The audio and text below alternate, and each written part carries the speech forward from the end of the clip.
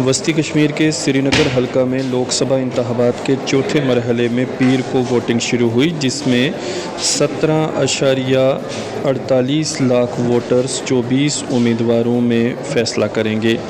हलके के 2135 पोलिंग स्टेशनों पर पोलिंग सुबह 7 बजे शुरू हुई।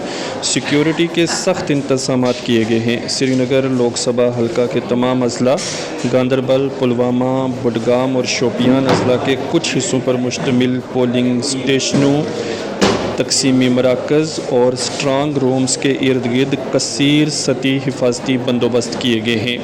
नेशनल कॉन्फ्रेंस पार्टी ने बाअसर शिया रहनुमा और साबिक़ वज़ीर आगा रूहुल्लाह मेहदी को यहाँ मैदान में उतारा है, जबकि पीपल्स डेमोक्रेटिक पार्टी ने यूथ यूनिट के सदर वहीद परा को मैदान में उतारा है।